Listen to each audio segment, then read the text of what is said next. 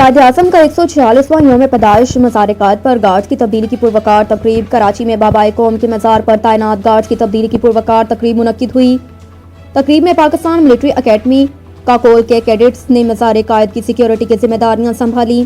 تقریب کے مہمان خصوصی میجر جنرل عمر نسیم تھے، جنہوں نے گارڈز کا معائنہ کیا۔ اعزازی گارڈز نے مہمان خصوصی میجر جنرل عمر نسیم کو جنرل سلامی پیش کی اور مہمانوں کی کتاب پر تاثرات بھی درج کیے۔ تقریب میں پاک فضائیہ کے کیڈٹس گارڈز کے فرائض پاکستان آرمی کے کیڈٹس کے حوالے کیے گئے۔ گورنر سندھ، وزیر اعلیٰ اور کمشنر کراچی مزار قائد پر حاضری دیں گے، جبکہ تینوں افواج کے نمائندے ڈی جی رینجرز بھی مزار قائد پر حاضری دیں گے۔ خیال رہے کہ قائد کے مزار پر گارڈز کی تبدیلی کی تقریب سال میں 3 بار 14 اگست، 6 ستمبر اور 25 دسمبر کو منعقد ہوتی ہے۔ تقریب میں نیوی، ایئر فورس اور پی ایم اے کاکول کے کیڈٹس بالترتیب ذمہ داریاں سنبھالتے ہیں۔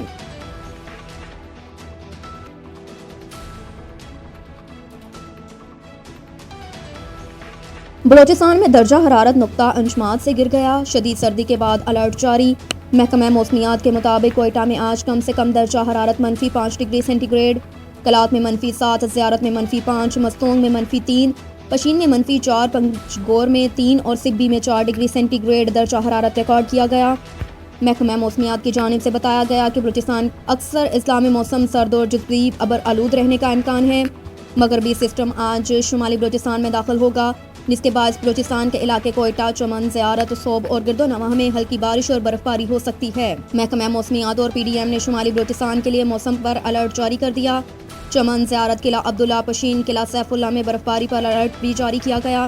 محکمہ موسمیات کے مطابق کوئٹہ، قلعہ سیف اللہ، صوب، کسوک، ٹاپ، کان، مہتدئی، زیارت، لک پاس پر ہائی وے برفیلے موسم سے شدید متاثر ہونے کے امکانات، جس کے پیش نظر ڈپٹی کمشنرز کو ہائی ویز اور لنک روڈز پر محدود آمد رفت کے لیے اقدامات کی ہدایت بھی دی گئی۔ تو دوسری جانب محکمہ موسمیات کے مطابق مغربی سسٹم کے داخل ہونے سے ملک بھر میں آج سے سردی کی نئی لہر متوقع ہے، جس کے بعد سردی کی شدت میں مزید بڑھنے کا امکان ہے۔ مزید رواں سال کے اختتام اور نئے سال کے آغاز پر ریکارڈ سردی پڑنے کا امکان ظاہر کیا گیا۔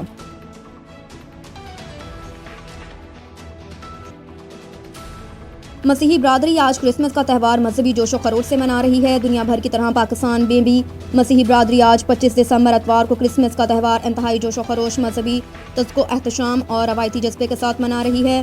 کرسمس ٹریز کی تیاریوں کے ساتھ ساتھ تمام چرچز کو انتہائی خوبصورتی سے سجا دیا گیا۔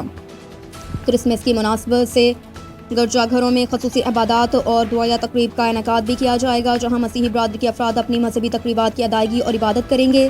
اس موقع پر ملک کی ترقی، قیام امن اور سلامتی، خوشحالی کی خصوصی دعائیں بھی مانگی جائیں گی۔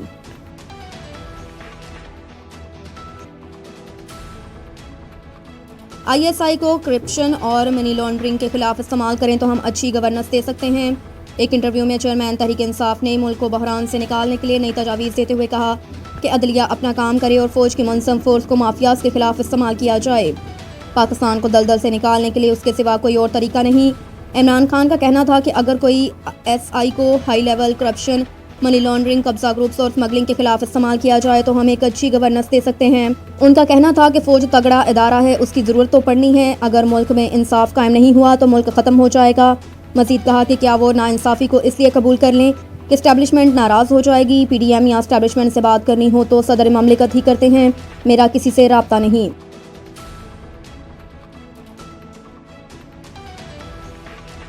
اور ادھر کراچی میں ڈاکو نے معروف اداکارہ کے بھائی کو ڈکیتی کے دوران قتل کر دیا۔ کراچی شہر قائد کے علاقے جمشید کوارٹر میں گرو مندر کے قریب پاکستان کے معروف اداکارہ سلومی عزیز کے بھائی کو قتل کر دیا گیا۔ میڈیا رپورٹس کے مطابق اداکارہ سلومی کا کہنا ہے کہ بھائی کو واردات کے دوران ڈاکو نے قتل کیا، جبکہ پولیس نے دعویٰ کیا کہ واردات سیکنڈوں میں ہوئی۔ تنازع ذاتی دشمنی کا شاخسانہ لگتی ہے۔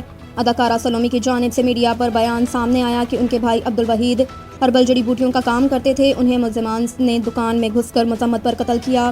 ان کی یا بھائی کی کسی سے کوئی دشمنی نہیں۔ دوسری جانب اداکارہ نے بھائی کے سوئم کے بعد بھرپور قانونی کارروائی کرنے کا بھی اعلان کیا۔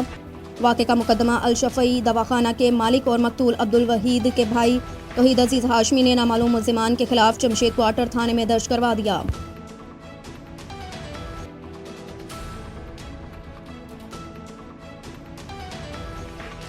ڈیفالٹ کا خطرہ، حکومت پھر بھی ترقیاتی اخراجات بڑھانے پر مصر۔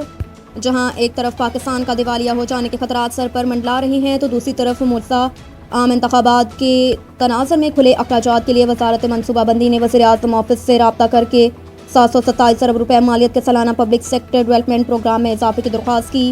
دستاویزات کے مطابق رواں مالی سال کے دوران کیے گئے 119 ارب روپے کے ترقیاتی اخراجات میں سیاسی نوعیت کے منصوبوں کو زیادہ حصہ دیا گیا۔ وزارت منصوبہ بندی کی جانب سے وزیر اعظم آفس کو بھیجی جانے والی سمری میں درخواست کی گئی کہ فنانس یونین کو رواں مالی سال کے دوران 727 ارب روپے مالیت کے پی ایس ٹی پی میں کوئی کٹوتی نہ کرنے اور اس کی رقم میں معقول اضافہ کرنے کی ہدایت کی جائے۔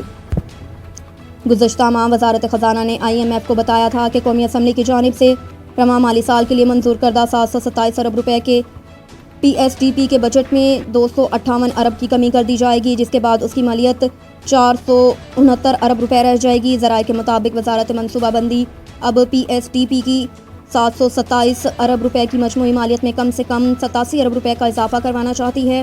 یہ وہ رقم ہے جو پارلیمنٹریز کو ان کی ترقیاتی اسکیموں کے لیے دی گئی ہے۔